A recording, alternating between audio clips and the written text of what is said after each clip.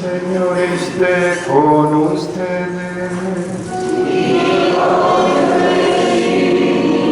Del Santo Evangelio según San Juan.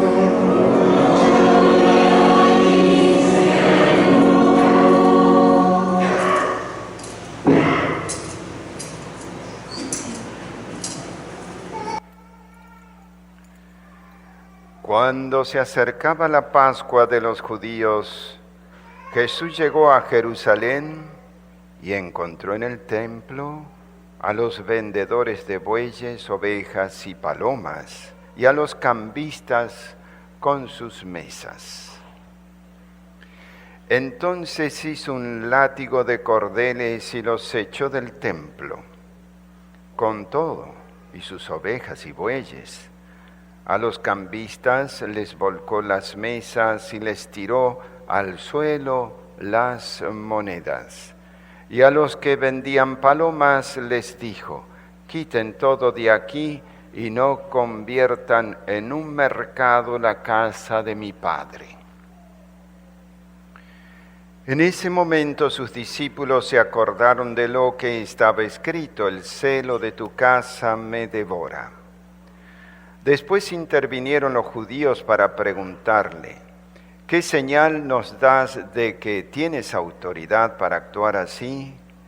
Jesús les respondió: destruyan este templo y en 3 días lo reconstruiré. Replicaron los judíos: 46 años se ha llevado la construcción del templo y tú lo vas a levantar en 3 días. Pero él hablaba del templo de su cuerpo. Por eso, cuando resucitó Jesús de entre los muertos, se acordaron sus discípulos de que había dicho aquello y creyeron en la Escritura y en las palabras que Jesús había dicho. Mientras estuvo en Jerusalén para las fiestas de Pascua, muchos creyeron en él al ver los prodigios que hacía. Pero Jesús no se fiaba de ellos porque los conocía a todos y no necesitaba que nadie le descubriera lo que es el hombre, porque él sabía lo que hay en el hombre. Palabra del Señor.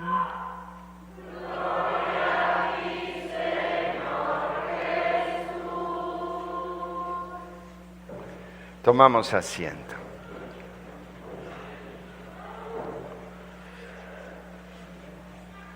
Lo primero es que la misericordia del Señor es muy grande. Y comprendemos también que la palabra de Dios no es para entenderla lejos de nosotros, sino para que nos toque de verdad el corazón. El Señor sabe muy bien qué es lo que hay dentro del corazón del hombre. Nadie puede esconder lo que es en sí mismo. Así termina este evangelio que tenemos para considerar en el día de hoy, porque los conocía a todos y no necesitaba que nadie le descubriera lo que es el hombre. El Señor te conoce más a ti que lo que tú te conoces. El Señor tiene escrito en el libro de la vida todos tus actos buenos y algunos malos. Pero el Señor te conoce también en tus deseos de cambio, porque Él sabía lo que hay en el hombre. Y como constructor del hombre, Dios, Él, el Señor, el Padre, el Hijo, el Espíritu Santo, un solo Dios verdadero, 3 personas distintas, al hacer el hombre como un ser racional, lo va a guiar a través de sus mandamientos. El Salmo de hoy nos invita a reconfortarnos con aquellas palabras que dice Dios: en relación a los mandamientos. Dios no manda a los seres inanimados a cumplir normas morales, manda a aquellos que tenemos entendedera, aquellos que tenemos entendimiento para comprender lo que Él nos dice. Y es maravilloso lo que dice este Salmo 18, porque dice, la ley del Señor es perfecta, es decir, acabada, no le podemos añadir más ni quitar, porque estaríamos en imperfección. La ley del Señor es perfecta, aquello que Él nos ha propuesto para seguir en el camino de la vida, es perfecto. Reconforta el alma. Dice luego el Salmo, inmutables son las palabras, es decir, no cambian. Nosotros sí somos los que cambiamos, pero Dios no cambia, porque si hubiera cambio en Dios no sería Dios. Dios siempre es igual a sí mismo y sus pensamientos son siempre los mismos. Y lo que Él decreta para el hombre no cambia, porque Dios es inmutable, es la causa de sus decretos que responden a esa inmutabilidad. El mundo puede girar, los hombres pueden girar, pero hay alguien que es inmutable, que no cambia, y es el eterno, el que vive en la eternidad, que no está suspendido del tiempo, no está en el tiempo, por lo tanto no es mudable. Dios es siempre igual a sí mismo, y esa es la definición de eternidad. Dios es simple, Dios es eterno, Dios es inmutable, y sus preceptos son inmutables. No es que Él pueda decir, esto es para ayer, esto va a ser para mañana y esto para pasado mañana. Los decretos de Dios son inmutables, no cambian. Y dice, hacen sabio al sencillo. Y qué bueno es que ponga el sencillo, porque aquel que es complicado, aquel que cree que puede otorgarse a sí mismo mandatos, aquel que dice yo quiero ser libre a expensas de los mandamientos de Dios, ya es complicado. El que escucha los mandamientos del Señor es simple. Y dice, entonces hace sabio al que es sencillo. No en vano el Señor decía que si no nos hacemos como niños, no entraremos en el reino de los cielos, es decir, sencillos. Y un sencillo recibe los mandatos de Dios porque tiene temor a Dios, porque sabe quién es Dios. Sabe que Él es poca cosa frente a Dios. No se le ocurre ni por las tapas querer cambiar los preceptos del Señor. Y dice, los mandamientos del Señor, en ellos hay rectitud, siempre como un camino derecho, recto. No es alambicado, no es torcido, no es esquivo. Los caminos del Señor son rectos y alegran el corazón, porque uno sabe por dónde tiene que caminar para ser feliz. Y dice además el Salmo, miren cuántas cosas nos enseña el Salmo, son luz los preceptos del Señor y alumbran nuestro camino.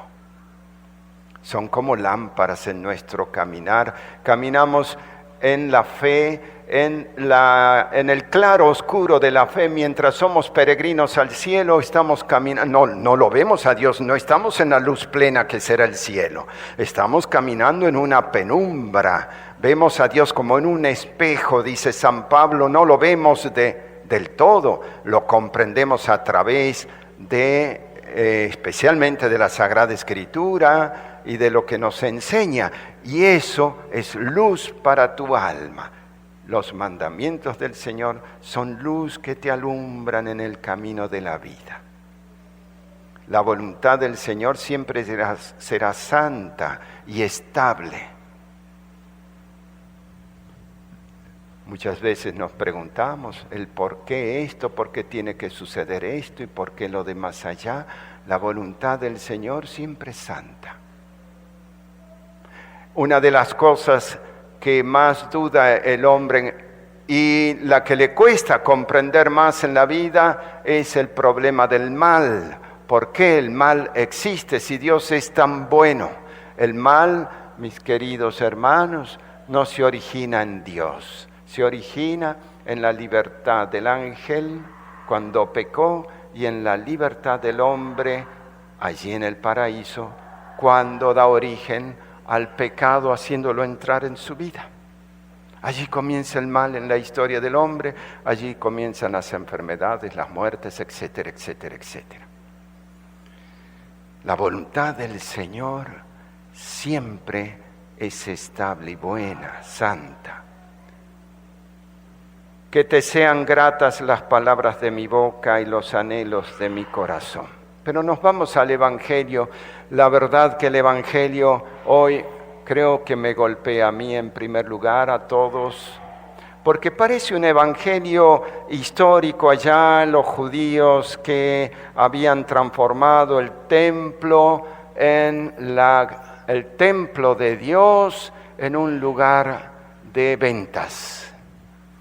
Y evidentemente los fariseos y escribas, los saduceos que estaban en el poder religioso eclesiástico de ese momento, les encantaba tener prebendas venidas de la venta de estas cosas que se hacían en el templo. Ellos estaban de acuerdo con la invasión del templo, hecho un mercado cuando bien se sabía que la casa de Dios es una casa de fe, una casa para la oración. Entonces no buscaban en realidad los intereses de Dios, sino sus propios intereses. Mezquinos intereses, idolatrando en el templo al dinero.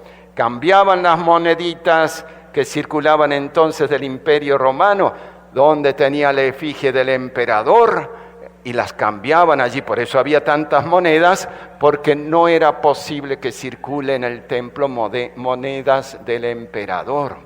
Entonces hacían cambios de monedas por las monedas propias del mundo judío. Estaban fascinados los eclesiásticos de ese momento de tener sus arcas llenas.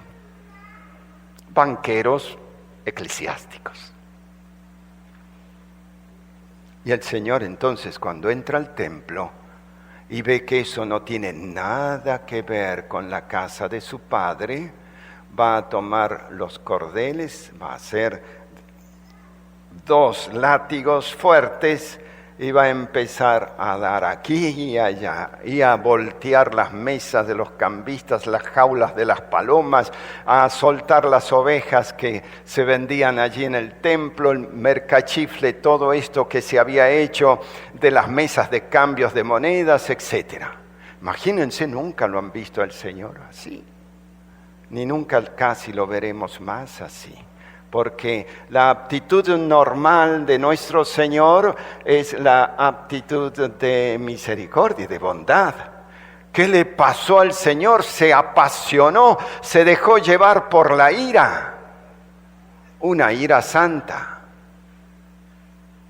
¿Por qué una ira santa? Llevado por la caridad, porque el celo de la casa de su Padre lo consume.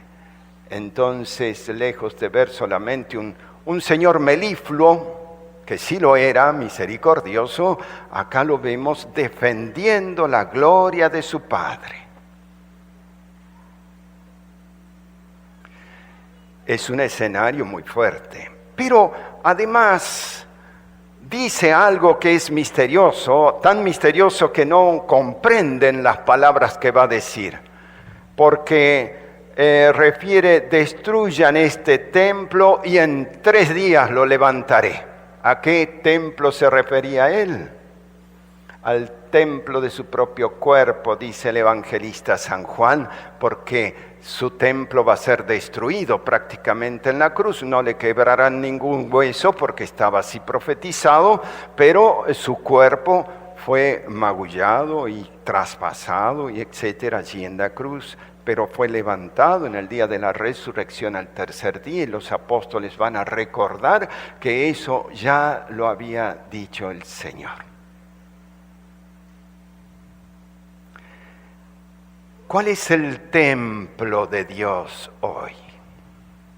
Porque ese templo de Jerusalén quedó vacío cuando murió nuestro Señor, se rasgó el velo del templo y quedó vacía la casa de Israel. Y ese templo, que también había profetizado su destrucción el Señor, en el año 70, en la invasión de Tito, no quedó piedra sobre piedra.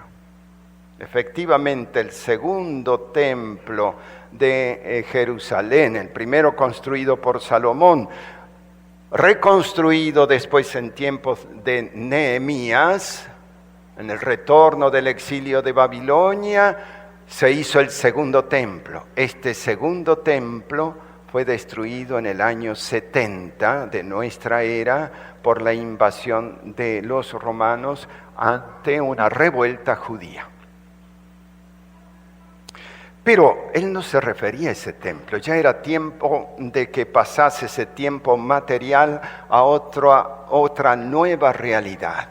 Sabemos nosotros que Jesucristo vino a edificar el templo que es la iglesia, y nosotros somos piedras vivas, como dice San Pedro, de ese templo construido por Jesucristo. ¿Cuál es ese nuevo templo? La iglesia.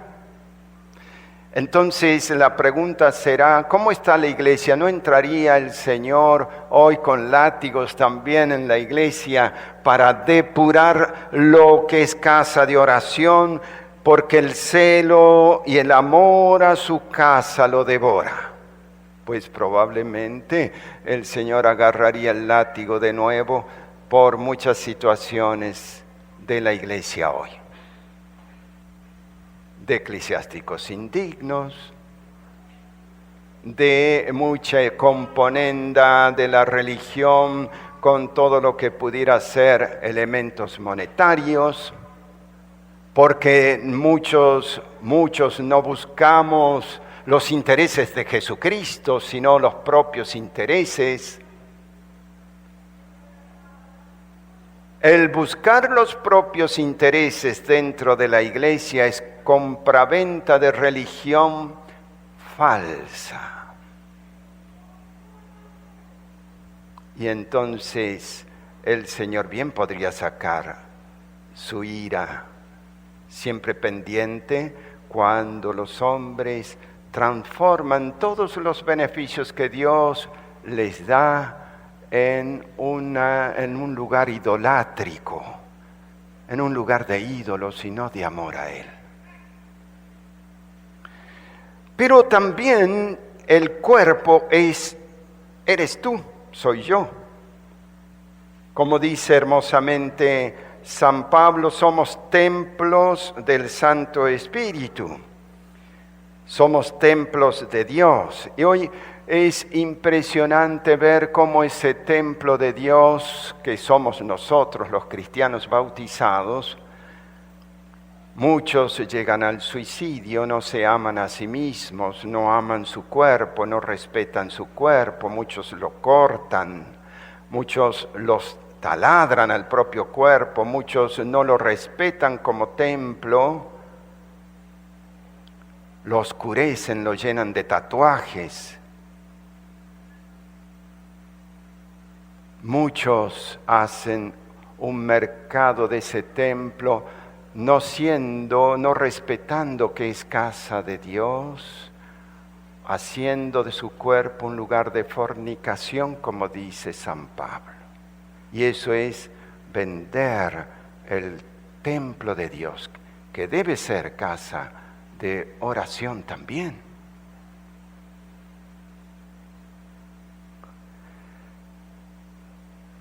Meditaba en estas cosas y creo yo que nadie queda libre de la compraventa del propio cuerpo, ¿no? Dentro de uno mismo, si hacemos un historial de nuestros propios pecados, pues ya nos daremos cuenta que muchas veces esto que se ha repetido en el templo de Jerusalén también se repite a diario o frecuentemente con nuestras vidas. Nos dice un gran teólogo, Shiven, cuando escribe Las maravillas de la gracia, lo siguiente: el Espíritu Santo viene a ti para dársete, para hacerte feliz. Viene en calidad de dueño y Señor, es dueño de tu cuerpo, de tu alma también, para tomar posesión de ti como de su templo. Dice el apóstol San Pablo: ignoráis que sois templos del Espíritu Santo que habéis recibido de Dios y que no os pertenecéis a vosotros mismos. Nuestro dueño no soy yo, es Dios. Si habéis recibido el Espíritu Santo, quedáis consagrados cual si fuerais su templo. Le pertenecéis. Cuanto hicierais, debéis enderezarlo en su honor, debe ser digno de él. No serviréis a otros dioses al mismo tiempo que a él, ni profanaréis el templo del verdadero Dios.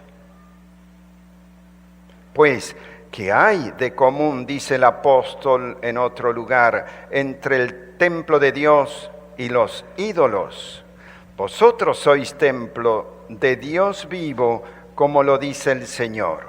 Yo habitaré en medio de ellos, entre ellos me pasearé, seré su Dios, y ellos constituirán mi pueblo.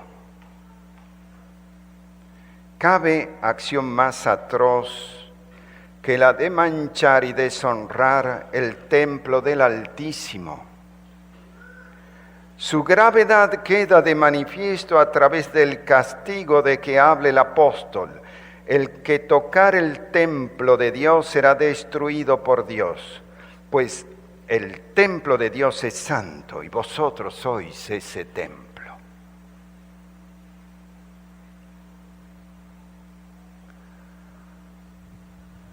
Pues cuando yo leía estas cosas, me quedé así atónito como ustedes.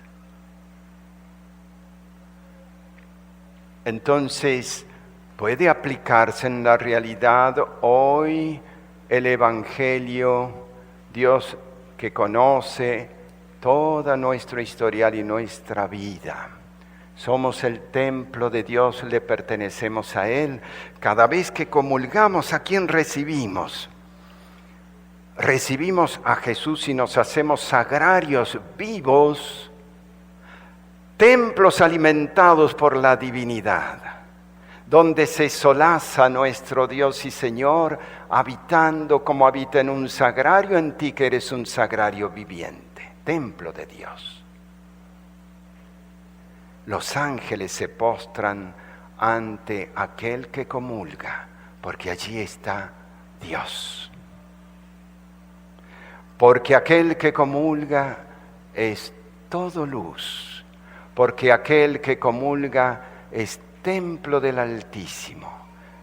Y si nosotros tomamos conciencia de que no nos pertenecemos, entonces, ¿cómo entregar nuestro templo a los ídolos, a la fornicación, a los malos placeres? Porque le pertenecemos a Dios.